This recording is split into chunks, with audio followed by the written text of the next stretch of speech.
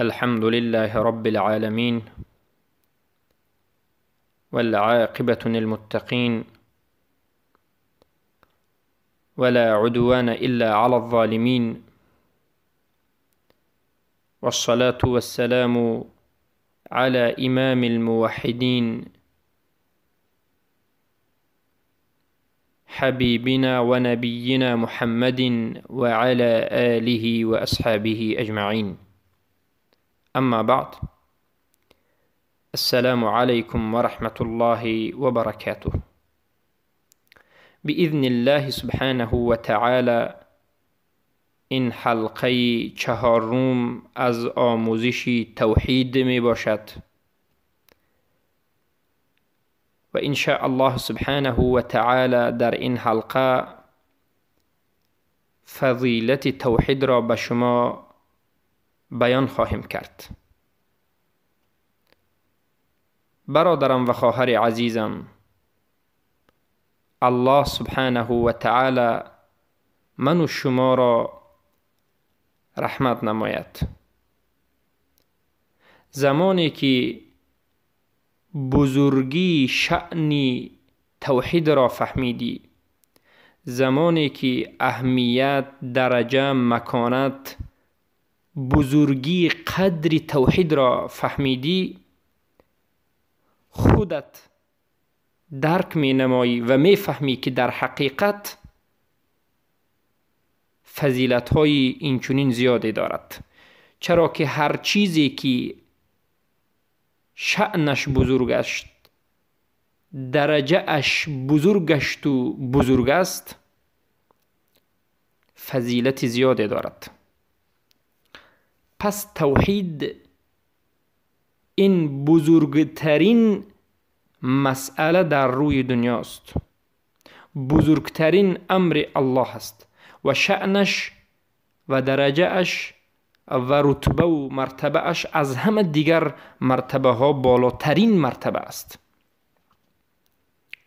پس فضیلتش هم از دیگر مسائل ها زیاد است و بالا است. ما در این حلقه یک چند آیت های را از قرآن عظیم الشأن، از کلام الله سبحانه و تعالی و اینچنین از احادیث صحیح رسول اکرم صلی الله علیه و سلم برای اثبات فضیلت توحید بیان میکنیم. اما این نپره، یعنی در این حلقه کاملا 100% فضیلت توحید را ما بیان کرده نمیتوانیم. چرا؟ زیرا که برای بیان کردن فضیلت توحید سبحان الله حلقه های زیاد لازم است. بعضی از علما در کتاب هایشان فضیلت لا اله الا الله را به 200 عدد رسانیدند، شماره اش را 200 تا ذکر نمودند و بعضی از علما رحمهم الله زیادتر از این فضیلت را به لا اله الا الله و به توحید ذکر نمودند. بله، وقتی که تأمل میکنی، وقتی که اندیشه و فکر در بالای توحید مینمایی، فضیلتش روشن میگردد. چرا که در دین اسلام بزرگترین مسئله و با فضلترین مسئله، اون مسئله که از همه دیگر مسئله ها فضیلتش و اهمیتش بالا است، این توحید است. اما ما به شما معروفترین فضائل را ذکر می نماییم و با همین اکتفا می کنیم و از الله سبحانه و تعالی دعا می کنیم و طلب می نماییم که ما را به این فضیلت ها نائلمان بگرداند و توفیق به عمل کردن توحید قولا و عملا و اعتقادا را نصیب بگرداند. اولین آیتی که به فضیلت توحید دلالت می کند این آیت است که الله سبحانه و تعالی در سوره انعام 82 آیت ذکر نموده است. البته این آیت را محمد ابن عبدالوهاب و این احادیث ها را محمد ابن عبدالوهاب در کتاب توحید در باب 3 ذکر نمودند.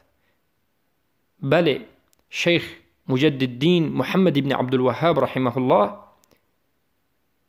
سومین باب خود کتابی که نامش توحید است، سومین بابش را، سومین موضوع را فضیلت توحید گذاشتند. چقدر موضوع بزرگ و زیبا. و این چنین بعضی از احادیث ها را خودمان از دیگر کتاب ها بیان میکنیم و همراه میکنیم.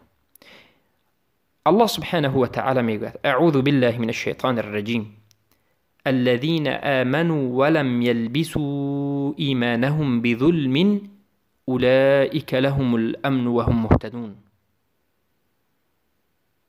آنانی که ایمان آوردند و ایمانشان را به ظلم آمیخته نکردند، به بالای ایمانشان ظلم را به وجود نآورده اند و انجام ندادند، برای همون هاست امن. برای اینها، برای این نمود انسان ها امن است و این چنین انسان ها هدایت یافتگانند. بارک الله فیکم. محل شاهدی که ما باید در اون صحبت بکنیم الذین آمنوا ولم یلبسوا ایمانهم بظلم. الذین آمنوا در این موضوعی که من و شما در صددش هستیم، موضوع فضیلت توحید، آمنو دلالت به وحدو میکند. یعنی آنانی که ایمان آورده اند، یعنی آنانی که موحد گشته اند، از اهل توحید گشته اند، یکتا پرست شده اند. این سخن را از کجا میگیم؟ مفسری قرآن ابن جریر الطبری رحمه الله در کتابشون میگن که الذین آمنوا، آنانی که ایمان آوردند، معناش این است که ای اخلص الاعمال لله سبحانه و تعالی، یعنی عملها رو خالصاً به الله سبحانه و تعالی انجام داده باشند. معنیش یعنی موحد باشند. هر کسی که عمل رو خالصاً به الله انجام میدهد، یعنی از شرک دور می شود و عملش همه به الله هست، پس این انسان موحد گشته است. و ابن کثیر رحمه الله نیز در تفسیر این آیت، در تفسیر قرآن عظیم، در کتابشان ذکر میکنند و میگویند که آمنو، کلمه آمنو در این آیت سوره انعام آیت 82، این ای الذین، یعنی آنانی که اخلصوا العبادة لله ولم یشرک به شیئا، آنانی که عبادتشون را تنها و تنها به الله کردند، یعنی یکتا پرست بودند و به الله چیزی دیگری را شریک نساختند. معنایش به وجود می آید یعنی آنانی که موحد گشتند، آنانی که یکتا پرست شدند، آنانی که اهل توحید گشتند و شرک اکبر و اصغر را ترک نمودند. سبحان الله. و بعد از این که اهل توحید شدند، یگانه الله را عبادت کردند، یکتا پرست شدند و موحد گشتند، به بالای این توحیدشان، یکتا پرستیشان ظلم نکردند. ظلم چی معنی دارد در این آیت؟ خیلی که در حدیث صحیح آمده است که رسول اکرم صلی الله علیه و آله میگن الظلم شرک، ظلم شرک است. یعنی آنانی که موحد گشته اند و بعد از موحد شدن شرک را انجام نداده اند، تا وقتی مردن دیگر شرک انجام نداده اند، برای همینها چی است؟ امن است و همینها هدایت گشتگانند. پس ببینید، هر کسی که موحد گردد، از اهل توحید گردد و شرک را ترک کند و شرک را هیچگاه انجام ندهد، چی فضیلت دارد؟ در این دنیا و آخرت در امن و امانی زندگی می کند. پس اگر امت اسلام هم امروز همه افرادش میلیارد زیاد مسلمان ها اگر توحید را تحقیق بنمایند، یعنی توحید را آموزند، فقط آموزند و از یاد کنند و تقسیماتش را دانند، نه والله، بلکه عملا اجرا بکنند. یعنی یکتا پرست باشند، قصدشان فقط الله باشد، همه عمل را به خاطر الله انجام بدهند، شرک را ترک بکنند، اکبر و اصغر را، الولاء و البراء داشته باشند، کفر به طاغوت داشته باشند، عملهای واجبات الله را انجام بدهند. در حقیقت امت اسلامی به امن و امانت می براید. امت اسلام دومین مراتب عزیز می گردد. چرا صحابگان رسول اکرم صلی الله علیه و سلم عزیز گشتند، شرفمند گشتند؟ الله اونها را در قید حیات بودنشان در زمانی که زنده بودند خبر داد که اهل جنت هستند. 10 یاری بهشتی، جنگ بدر کسی که رفته بود از اهل بهشت است و کسی که در بیعت الرضوان 1400 نفر بودند اشتراک کرده بود اهل بهشت است، یعنی جنتی است. چرا؟ در این دنیا هم عزیز بودند، سبحان الله، در بین همدیگر مهربان و خاکسار و متواضع و در نزد کفار و مرتدین و مشرکین عزیز و غلیظ و شدید قدر داشتند، قیمت داشتند. چرا که اونها یکتا پرست بودند، توحید را تحقیق نموده بودند. اینها به همین آیت عمل کردند، ایمان آوردند، یعنی یکتا پرست شدند، عملشان را خالصا لله انجام دادند، شرک را ترک نمودند و بعد از این هیچگاه به بالای این توحیدشان ظلم را نپوشانیدند، یعنی شرک را انجام ندادند. برای همین الله سبحانه و تعالی برای آنها امنیت را در این دنیا و در آخرت داد. امنیت این دنیا عزت است و سربلندی هست و خاطر جمعی هست و با اسلام زندگی کردن و اسلام را آشکار نمودن است. امنیت قبر از سؤال منکر و نکیر نجات یافتن است. امنیت روز محشر از عذاب درد روز حساب کتاب در نزد الله نجات یافتن است. امنیت آخرین از جهنم نجات یافتن و به جنت داخل شدن است. خیلی که صاحب کتاب ابطال التندید حمد ابن عتیق، یکی از علمای بزرگ اهل سنت و الجماعت، یکی از نبیرگان شیخ محمد ابن عبدالوهاب، در شرح کتاب شیخ محمد ابن عبدالوهاب ابطال التندید میگویند امن دو نمود است، امن مطلق است و امن مقید است. امن مطلق این است که در روز قیامت یک عده، یک طائفه از انسان‌های هستند که اصلاً حساب و کتاب کرده نمی شوند، راست به جنت می روند. اونها همه در امن و امانتی هستند، هیچ عذاب در روز قیامت نمی کشند، برای آنکه اونها توحیدشان غلبه می کند، برای آنکه اونها توحیدشان زیاد است و هیچ شرک اکبر و اصغر را انجام نداده اند و عملی گناهشان کم است و گناه کبیره را اصرار نکرده اند، پی در پی گناه کبیره نکرده اند. و امن مقید است، یعنی کسانی که کمی به مشکلی دچار می شوند، کسانی که به حساب کتاب یا عذاب کمی دچار می شوند، اما عاقبت اونها هم امن است. پس این فضیلت لا اله الا الله است، فضیلت توحید است که هر کسی که یکتا پرست شود و موحد شود و شرک را بفهمد و ترک نماید و کفر به طاغوت ورزد و از شرک بترسد، شرک اکبر یا اصغر فرق ندارد، باید انسان ترکش نماید. چرا که کسی که به شرک اصغر گرفتار شد، سبحان الله، بمانند این که به غیر الله قسم خورد یا که ریا کرد، قسم از ریا، این انسان به امن مطلق داخل نمی شود. البته این چونین انسانی که شرک اصغر را انجام داده است به خطری بزرگ گرفتار است. پس بارک الله فیکم. پس از این آیت فهمیده می شود که فضیلت توحید این امنیت است و این چونین هدایت است. کسی که موحد شد شرک را ترک کرد و مطلقاً اکبر و اصغر را یکتا پرست شد، این انسان هدایت یافته است. غیر این انسان، کسی که عبادت دارد، کسی که سخن دارد، کسی که علمی آموزد اما به شرک واقع شد، شرکش اگر اکبر باشد کافر است.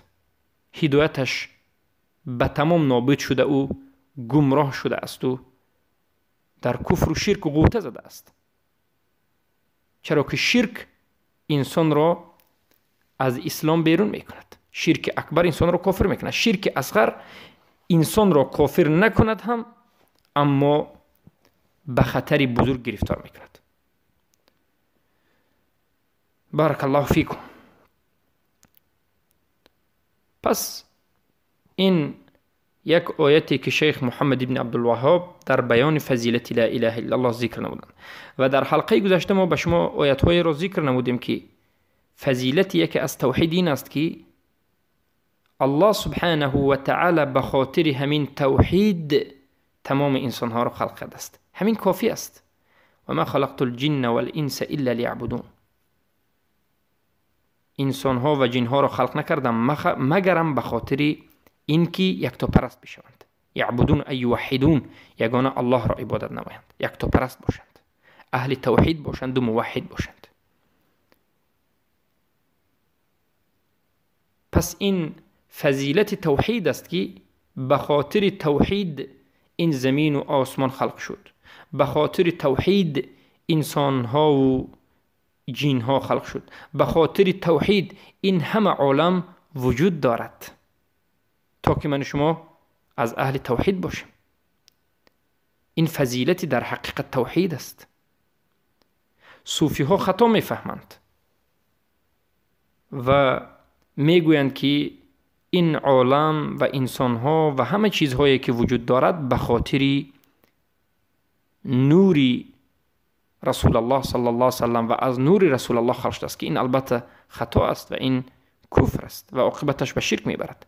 بلکه الله سبحانه و تعالی همه را به خاطر توحید به وجود آورد و رسولانش و پیامبرانش را به خاطر بیان کردن معنای توحید به نزد بندگانش فرستاد. حدیثی که بیان کننده فضیلت توحید است حدیثی صحیح است که از عبادة بن صامد الخزرجی رضی الله عنه روایت است که میگوید قال رسول الله صلی الله علیه و سلم من شهد ان لا اله الا الله وحده لا شريك له وأن محمدا عبده ورسوله وأن عيسى عبد الله ورسوله وكلمة ألقاها إلى مريم وروح منه والجنة حق والنار حق أدخله الله الجنة على ما كان من العمل. حديث متفق عليه است، یعنی بخاری و مسلم روایت میکنند. به این حدیث ایمان آوردن واجب است. معنای حدیث این است که رسول اکرم صلی الله علیه وسلم میگویند هر کسی که شهادت بدهد که لا اله الا الله، یعنی نیست معبودی بر حق بجز الله، الله یگانه است، شریکی ندارد، و البته محمد صلی الله علیه و سلم بنده الله و رسول الله هستند، به این کسی شهادت بدهد و اینچنین شهادت بدهد که عیسی علیه السلام بنده الله هستند و رسول الله هستند و کلمه الله هستند که الله به مریم القا کرده است، انداخته است، و روح منه و روح از الله هستند که البته معنای این رو ما به شما بیان میکنیم، این تحت لفظی کامل نیست. و جنت حق و نار حق، یعنی جهنم و آتش دوزخ حق است. بگوید الله سبحانه و تعالی این چنین انسان را به جنت داخل میکند ما کان من العمل، یعنی ما کان من عمل سیء، با وجود این که عملهای بد دارد. پس ببینید هر کسی که لا اله الا الله بگوید، معنایش را بفهمد، قبول بکند، تصدیق بکند، شرطهایش را بجا بیاورد، الله سبحانه و تعالی را یکتا و یگانه عبادت بکند و محمد صلی الله علیه وسلم را بنده الله و رسول الله بداند که این دو رکن محمد رسول الله است و این چنین عیسی علیه السلام را بنده الله و رسول الله داند و این چنین عیسی علیه السلام را دو چیزی دیگر باید کلمه الله و روح الله بگوید. کلمت الله معناش این است که علما میگند یعنی عطف المخلوق للخالق، عطف مخلوق به خالق. کلمه الله در اینجا کلمه الله به معنای این که الله سبحانه و تعالی امر کرد که عیسی به وجود آیند. عیسی به وجود آمد در بطن مادر، در بطن مادرش مریم به وجود آمد. چگونه؟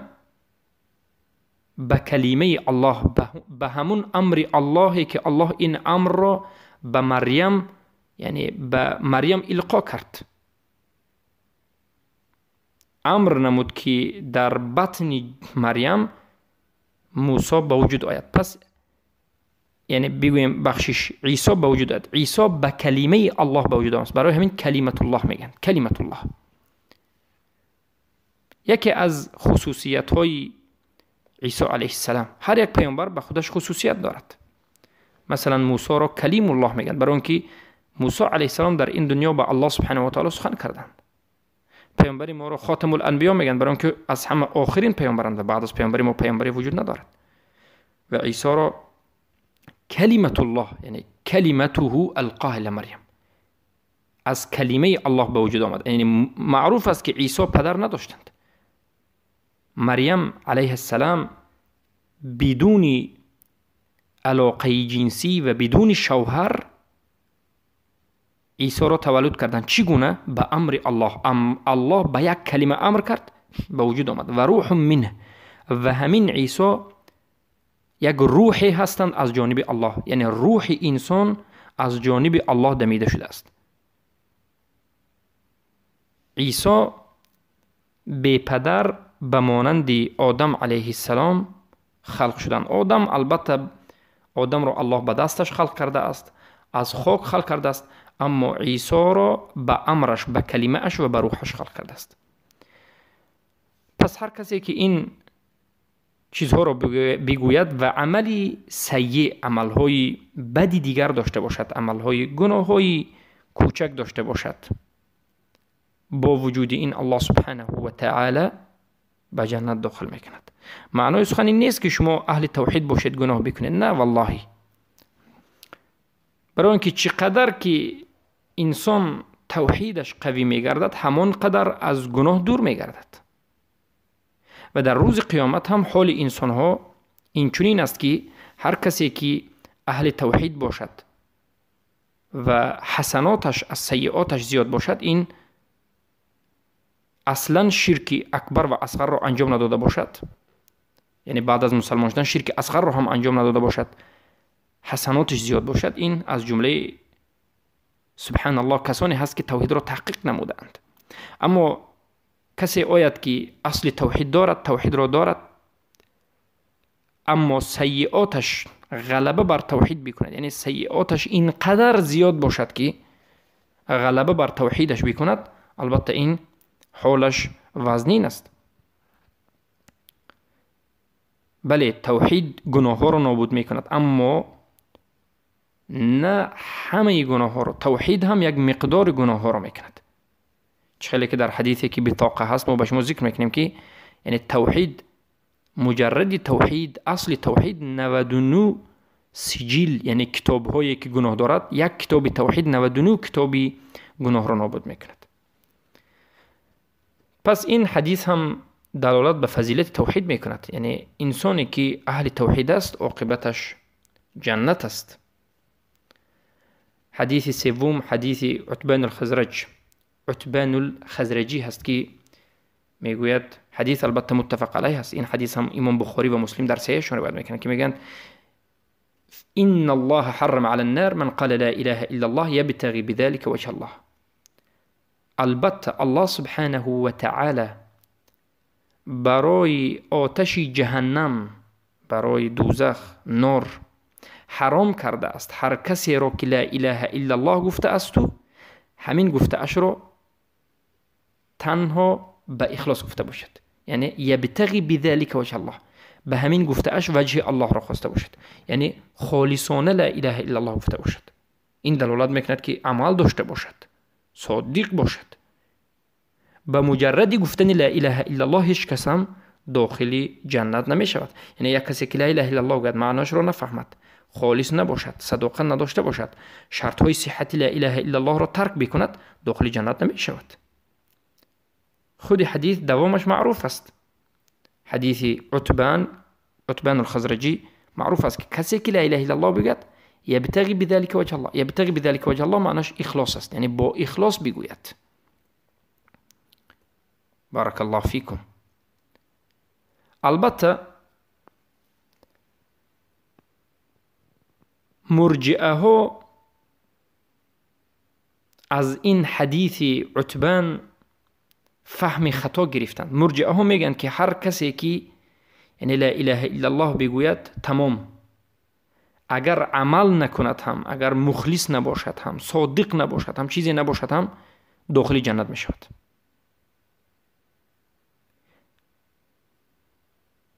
مرجئه ها از این حدیث فهمیدن که گوینده لا اله الا الله اگر تماما عمل نکند هم داخل جنت می شود. البته این فهم مرجئه ها است، این غلط است.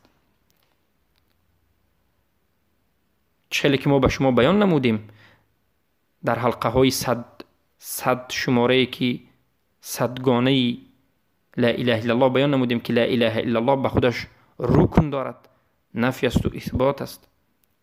و نفی 4 چیز رو نفی میکند، اثبات 4 چیز رو اثبات میکند. و لا اله الا الله 7 شرط دارد: العلم واليقين والصدق والمحبه والاخلاص والقبول والانقياد. کسی که یکی از این شرط ها رو ترک نمود البته کافر می شود. و لا اله الا الله به اون فایده نمی دهد مگرم بعد از بجا آوردن سبحان الله همه فضیلت لا اله الا الله، یعنی شروط لا اله الا الله. بله، مرجئه ها گمان میکنند که هر کسی که لا اله الا الله میگوید داخل جنت میشد. برای همین است که امروزه تاجیک هایی که خودشون را مسلمان میگن در تاجیکستان یا که ازبک ها، عادتا آسیای میانه، که عادتا همه اونها در مذهبی ماتوریدی هستند، عقیدتا ماتوریدی، فقها در فقه مذهبی ابو حنیفه، عقیدهشون عقیده ماتوریدی و طریقهشون صوفی. ماتوریدی ها میگن که ایمان این فقط تصدیق است، تصدیق کردن، تصدیق نمودن به قلب. سبحان الله. پس در نزد اونها هر کسی که لا اله الا الله بگوید و به قلبش تصدیق کند، عمل نکند هم داخل جنت است، شرک رو انجام بدهد هم داخل جنت میشود، که البته این مخالف حق است. پس این از فضیلت لا اله الا الله است که هر کسی که لا اله الا الله بگوید و مخلص باشد، صادق باشد، رکنش و شروطش را به جا بیاورد، داخل جنت خواهد شد. حديث أبي سعيد الخدري الخزرجي عن النبي صلى الله عليه وسلم قال موسى: يا رب علمني شيئا أذكرك وأدعوك به. قال: قل يا موسى لا إله إلا الله. قال: يا رب كل عبادك يقولون هذا. قال: يا موسى لو أن السماوات السبع وعامروهن غيري والأرضين السبع في كفة ولا إله إلا الله في كفة مالت بهن لا إله إلا الله. ابن حبان حاکم روایت میکنند و حدیث را علما صحیح میدانند. یکی از فضیلت لا اله الا الله این است که موسی علیه السلام میگن که ای رب من، ای اله من، ای الله، به من یک ذکر را، یک دعای را تعلیم بده، یک ذکر را تعلیم بده که با همین ذکر تو را دعا بکنم. به من یک ذکر را بیاموز، تعلیم بده که من با همین ذکر تو را دعا بکنم. الله گفت ای موسی بگو لا اله الا الله. ببینید بزرگترین ذکری که با همین تو را ذکر بکنم و با همین تو را دعا بکنم، هم ذکر و هم دعا. الله گفت ای موسی بگو لا اله الا الله. لا اله الا الله هم ذکر است و هم دعا است. موسی گفتند ای رب من، ای اله من، ای الله. تمام بندگانت این دعا را میگویند، لا اله الا الله را همه میداند. الله گفت ای موسی، اگر تمام آسمانی 7 گانه، این آسمانی 7 طبقه و آن چیزهایی که در بینش هست و این زمینی 7 طبقه در یک طرفی ترازو، در یک کفه ترازو باشند و لا اله الا الله در طرف کفه دیگری ترازو باشد، لا اله الا الله غلبه می کند. ببینید یک کلمه یا یک جمله کوتاهی لا اله الا الله آسمانی 7 گانه با همه چیزهایی که در بینش است و با این زمین بزرگ که 7 طبقه‌اش است، لا اله الا الله غلبه می کند به همه اینها. این دلالت به فضیلت لا اله الا الله می کند. سبحان الله. پس این حدیث ها دلالت می کند و بیان می کند که انسان همان وقت نجات می یابد، همان وقت از جمله نجات یافتگان می شود که خودش از اهل توحید باشد. زمانی که انسان عمل را انجام داد، زمانی که توحید را تحقیق نمود، اخلاص را به وجود آورد به الله سبحانه و تعالی، همان وقت نجات می یابد. برای همین انسان ها در مسئله تحقیق توحید از همدیگر فرق دارند، یکیش درجهش بالا یکیش پست. و حدیث دیگر که انس بن مالک الخزرجی الانصاری روایت میکنند که میگویند من سمعت رسول الله صلی الله علیه و سلم یقول، رسول الله صلی الله علیه و سلم را شنیدم که میگفتند قال الله تعالی، رسول الله میگفتند که الله سبحانه و تعالی گفت یا ابن آدم، ای فرزند آدم، لو اتيتني بقراب الارض خطايا ثم لقيتني لا تشرك بي شيئا لاتيتك بقرابها مغفره. ای فرزندان آدم، اگر در روی این زمین زندگی کردی و به من روبرو شدی در حالتی که خطاگی های زیاد داری، زندگی کردی و وفات کردی در حالتی که خطاگی ها زیاد است، با خطاگی های زیاد وفات کردی و به من واخوردی، روبرو شدی در حالتی که به من شریک قرار ندادی، یعنی شرک اکبر و اصغر، من به تو روبرو می شوم در حالتی که تو را مغفرت می کنم. پس این فضیلت توحید است. یعنی هر کسی که موحد باشد، شرک را انجام ندهد، گناه ها داشته باشد، هم گناه های صغیره و گناه ها و خطاگی های کوچک داشته باشد، الله سبحانه و تعالی به فضل این توحید می بخشد. یعنی گناهش اگر از توحید غلبه نکند، گناهش بی نهایت زیاد نباشد. برای همین شیخ علی بن الخضیر در اینجا سخنهای علما رو ذکر میکنند و بیان میکنند در اینجا در این مسئله که هر کسی که روز قیامت رفت توحید دارد و گناههای زیاد دارد اما توحیدش غلبه به گناهاش کند، داخل جنت می شود. اما کسانی که رفت توحید دارد و گناهش برابر توحید بشود، اینقدر گناهش زیاد است یا اینقدر زیاد است که زیادتی بکند، در این حالت الله سبحانه و تعالی البته این چنین انسانها را حساب کتاب میکند. پس این بود فضائلی که به شما ذکر نمودیم. البته فضیلتش زیاد است. پس توحید این همون علمی است که الله سبحانه و تعالی به واسطه همین علم اللهش را میشناسد و به سوی الهش و معبودش که یگانه هست و به همتا هست و به نیاز است و یکتاست نزدیک میگردد.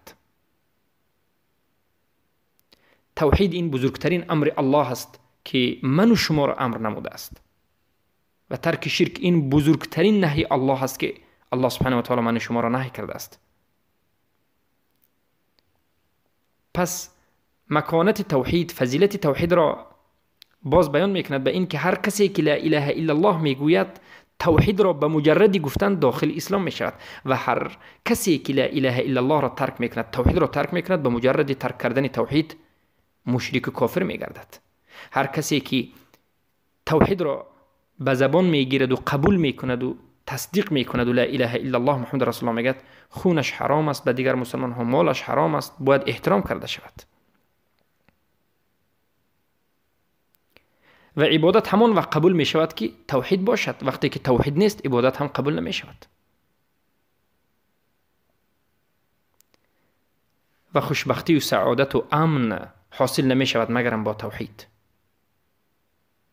به خاطر توحید الله سبحانه و تعالی تمام رسولانش را فرستاد و خودش شهادت داد.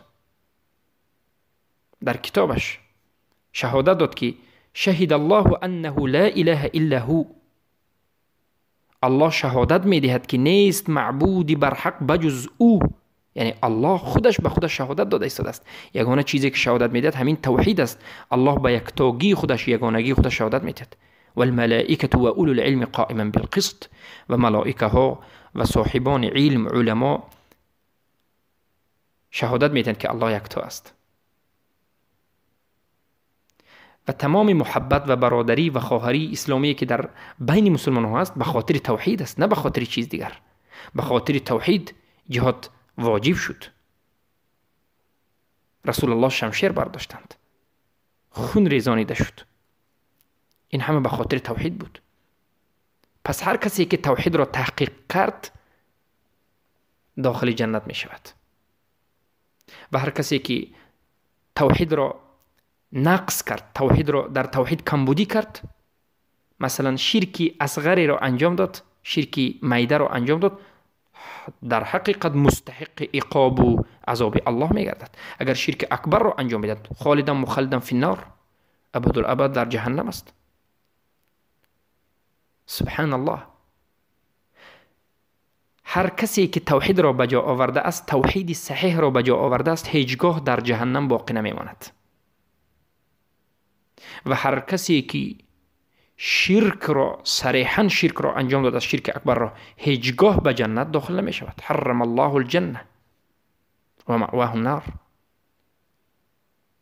هر کسی که و ما یشرک بالله حرم الله الجنه، هر کسی که با الله شریک قرار میدهد جنت برای اون حرام است و مأوای بازگشت از جهنم است. یگانه راه به رضاگی الله این توحید است. یگانه راهی که من و شما را به رضاگی الله میرساند و الله در این راه از من و شما راضی می شود، این توحید است. پس توحید قلب انسان را قوی می کند، خرسند می کند، قلب انسان را وسیع می کند و انشراح و صدر می گرداند.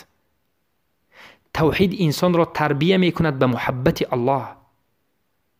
توحید انسان را به انجام دادن عملهای خوب وادار می کند و بد را بد می بیند. کسی که موحد است از بدی ها بدش می آید و از بدی دور می شود، به الله نزدیک می شود.